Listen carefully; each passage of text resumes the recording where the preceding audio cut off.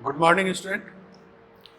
याद करो पिछले वीडियो में हमने आपको कहानी सुनाया था कि डिफरेंशिएशन मतलब कैलकुलस का आविष्कार क्यों हुआ। आपको हमने कहा था ना कि न्यूटन जब खगोलीय पिंड के गति के बारे में अध्ययन कर रहे थे कि जो भी सेलेस्टियल बॉडी है आकाश में किस प्रकार से मूव करता है, उसका तत्क्षण स्पीड क्या होगा, इंस्टेंटेनियस स्पीड क्या होगा, उसकी गणना करने में उनको बहुत कठिनाई हो रही थी। इसलिए उन्होंने एक नया कंसेप्ट दिया लिमिटिंग वैल्यूज़ का, और फिर वहीं से कैलकुलस नाम के एक नई विधा का जन्म होता है। राइट, आज हम आपको उसी का कंसेप्ट दिखाना चाहते हैं कि डिफरेंशिएशंस के पहले और क्या क्या चीज करता है। राइट, तो कंसेप्ट ऑफ डिफरेंशिएशंस को हम लोग थोड़ा सा देखना चाहेंगे कि इसके पीछे का कंसेप्ट क्या है। हम लोग डिफरेंशिएशन को हमेशा dy बाई डी एक्स से इंडिकेट करते हैं। What do you mean by dy by D x? चलो हम लोग dy बाई डी एक्स से जुड़ी हुई कुछ चीज़ों को समझते हैं। ध्यान से पढ़िए। The essence of calculus lies in the outcome of differentiation of a function, और जिसे कि हम डेरिवेटिव कहते हैं। वास्तव में कैलकुलस की जो विशेषता है ना, वो उसके डिफरेंशिएशंस को निकालने से है। किसी भी फंक्शन को डिफरेंशिएट करने से जो मिलता है उसे हम डेरिवेटिव कहेंगे। तो डेरिवेटिव ही असली चीज है कैलकुलस का।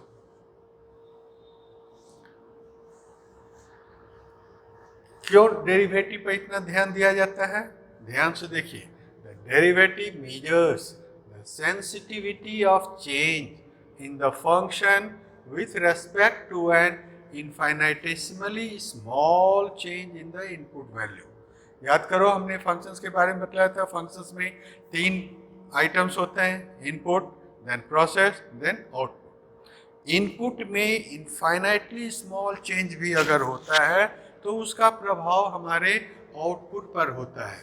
सो ये इतना सेंसिटिव है ये डिफरेंशिएशंस के बाद जो निकलता है। So think the peculiarity, the power of derivative. It is so much sensitive that it can reflect the effect of infinitesimally small change in the input value. So it will be better to understand the intuitive meaning of some important terms of frequent use in calculus. Let us begin with the symbol of change. तो student मेरी ये कोशिश है ना, आप जो भी चीज़ पढ़ें उसे अच्छी तरह से समझ कर पढ़ें। उसके वास्तविक अर्थ क्या है वो समझ लेना चाहिए। हम लोग जस्ट किसी का डेफिनेशंस को कंठस्थ करते बट उसको फील नहीं कर पाते। तो चलिए हम छोटी छोटी चीज़ों से चलते हैं। सबसे पहला है सिंबल ऑफ चेंज का क्या मतलब। ध्यान से देखिए, इस सिंबल को हम लोग क्या कहते हैं? इस सिंबल को बोला जाएगा delta. Right, this is known as delta.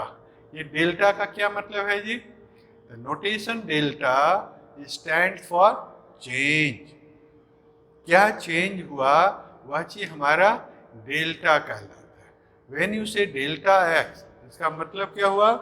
Change in x. तो चेंज इन एक्स के लिए हमारा डेल्टा एक्स कहलाता है। बहुत सिंपल एग्जांपल हमने दिया कि मान लो किसी क्लासरूम में आपके पास 50 स्टूडेंट्स हैं। थोड़ा देर के बाद उसकी संख्या हो गया 60। माइंड कीजिए, पहले था 50, फिर हो गया 60। What is the change in number of student? जल्दी से बतलाओ। The change in number of student is 60 minus 50, that is 10। इसी को आप कैलकुलस की भाषा में क्या लिखोगे? Delta x is 10। आई बात समझ में? Delta x indicates change in x. अब एक्स कुछ भी हो सकता है। इस केस में एक्स का मतलब हुआ नंबर ऑफ स्टूडेंट। तो माइंड करो, चेंज का मतलब पहले जो भी था अब जो हुआ। What is the change? This change is reflected by delta. Okay student, calculus की एक और पिक्युलरिटी है। न्यूटन ने बहुत ही जोर दिया था जो वेरी लार्ज नंबर और वेरी वेरी स्मॉल नंबर का क्या कंसेप्ट है। हम आप सभी आदमी जानते हैं वेरी लार्ज, बहुत बड़ी संख्या, but what does it mean? बहुत छोटी संख्या, सूक्ष्म संख्या, लेकिन इसका गणित का क्या मतलब है, आइए हम इसे समझते हैं। वेरी लार्ज नंबर को हम लोग किससे इंडिकेट करते हैं? इन्फिनिटी से।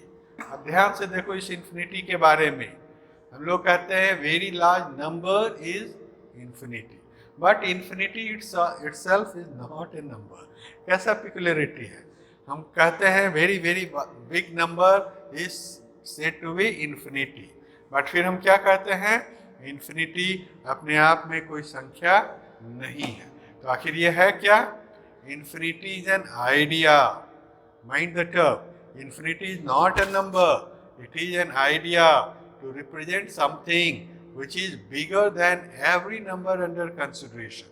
आप अपने कैलकुलेशन में किसी भी एक्सपेरिमेंट को कर रहे हो या जो भी सिचुएशंस में आपके पास नंबर है, इन्फिनिटी का मतलब उससे बड़ा नंबर, सिर्फ उससे बड़ा number. So it is an idea to represent something which is bigger than every number under consideration. So infinity represents the largest possible number which is not possible to represent on the number line axis. ध्यान से देखिए, यही है ना number line axis, ये origin होता है, एक के बाद 1 2 3 4 5 6, इधर आ जाओगे तो -1 -2 -3। तो बात है कि इन्फिनिटी को कहाँ प्लेस करेंगे? इन्फिनिटी को कहीं प्लेस करने का नंबर है नहीं, जस्ट हम लोग डॉट डॉट डॉट डॉट की बात करते हैं, सबसे अंतिम में वो इन्फिनिटी है। सो चूंकि इन्फिनिटी मेजरेबल नहीं है, इट कांट बी मेजर्ड। हम लोग यूजुअली कहते हैं ना x + x = 2x, but infinity plus infinity itself infinity, it is not equals to infinity. ऐसा क्यों हुआ? क्योंकि इन्फिनिटी को आप मेजर नहीं कर सकते, राइट?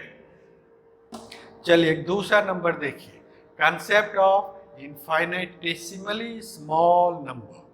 मतलब किसी भी चीज़ों को आप इनफाइनाइट टाइम्स डिवाइड करोगे, इनफाइनाइट टाइम्स डिवाइड करने से जो छोटा सा नंबर मिलता है उसका क्या मतलब है? ध्यान से देखिए, ध्यान से देखिए, क्या देख रहे हैं आप? हाफ है, 1/4 है, 1/8 है। What does it mean? See the adjacent figure. इस फिगर को देखिए, a piece of paper is divided into 2 equal parts. इस कागज के टुकड़े को 2 भाग में आप बांटो, तो प्रत्येक भाग कितना कहलाएगा? संपूर्ण का आधा। फिर क्या कहता है? Again 1 part is divided into 2 equal parts, तो हर एक पार्ट कितना हो जाएगा? 1/4। फिर 1/4 को 2 भाग में बांटो, तो भाग कितना हो जाएगा? 1/8। So in the same manner, process of division is going on infinite times. The last number of this series, mind कीजिए, 1/2, 1/4, 1/8, 1/16, 1/32, 1/64, 1/128, फिर 1/256। इस तरह से आप कागज के टुकड़े को बांटते जाइए, बांटते जाइए, बांटते जाइए, बांटते जाइए। कितना बार बांटिएगा? Infinite times बांटिए। तो अंतिम में जो नंबर आएगा वो कैसा नंबर होगा? मतलब कोई भी कागज के टुकड़ा को आप 1000 बार, 1,00,000 बार, 10,00,000 बार बांटोगे तो जो सूक्ष्म कण आएगा उसे ही हम इनफाइनाइटली स्मॉल नंबर्स कहते हैं। स्टूडेंट, ये इस चीज़ को समझना है, इसी को हम लोग कंप्यूटेशन ख्याल से गणना की दृष्टि से जीरो कहते, बट इसका एग्जिस्टेंस है। One interesting term is rate of change. हम सभी आदमी रेट ऑफ चेंज का मतलब समझते हैं, लेकिन क्या है? आइए एक इंटरेस्टिंग एग्जांपल से हम इसको आपको बतलाते हैं। It's an example of runs scored during a 2020 cricket match. अभी अभी क्रिकेट मैच चल रहा है ना, याद करो ऑस्ट्रेलिया इंडिया के बीच में जो हुआ, कौन जीता? गुड। तो ध्यान से देखिए, मैच जब चलता है, मैच के शुरू में जब तक कोई भी ओवर नहीं फेंका गया, 0 ओवर में कितना रन बनेगा? 0, करेक्ट। मान लो कि 5वें ओवर के एंड में बना 25 रन, 10वें ओवर के भी अंत में बना, 15वें ओवर के अंत में, 20वें ओवर के अंत में। चूंकि ये 2020 है इसलिए 20 ओवर ही चलेगा। अब इसका क्या मतलब? If you are interested to know the run rate, run rate हम लोग कैसे निकालते हैं? फर्स्ट 5 ओवर्स का रन रेट क्या था जी? कैसे निकालोगे फर्स्ट 5 ओवर्स में? तो 5वें ओवर के बाद रेट रन है 25, शुरू में था 0, मतलब 25 माइनस 0, रन का डिफरेंस हो गया 25 माइनस 0 और ओवर का डिफरेंस हो गया 5 माइनस 0। सो ये कितना हो गया तुम्हारा 25/5 दैट इज 5। सो ये तरीका है ना रन रेट निकालने का। सो फर्स्ट 5 ओवर्स में रन रेट है आपका 5। चलिए लास्ट 5 ओवर्स में क्या रहेगा जी? लास्ट 5 ओवर्स में, लास्ट ओवर मतलब 20वां ओवर का अंतिम हो गया 170, 20 के पहले 15वां ओवर में था 135। तो जब लास्ट 5 ओवर्स का कहा जाएगा तो आप किसको किस में घटाइएगा? 170 में 135 घटाएंगे, फिर 20 माइनस 15 घटाएंगे। तो इस तरह से कितना रन रेट आया जी? जल्दी बोलो विकास। 170 माइनस 135, 35 डिवाइडेड बाई 5, 7। गुड। मान लो कि हमने कहा कि ओवरऑल कितना रन रेट था? ओवरऑल रन रेट का मतलब लास्ट में था 170, शुरू में था 0, कुल कितना ओवर रहा? 20। तो मतलब 170 माइनस 0 बटे 20 मतलब कितना हो गया जी? तो इट इज द वे, ये एग्जाम्पल हमने दिया जिससे आप चिर परिचित हैं कि कैसे हम रन रेट निकालते हैं। ये रन रेट से क्या मतलब है? हमारा पर्पस रन रेट निकालना नहीं है, लेकिन इस एग्जाम्पल्स के सहारे हम आपको बतलाना चाहते हैं कि कैसे आप रन रेट निकालते हैं। Change in runs divided by change in overs, यही है ना तरीका।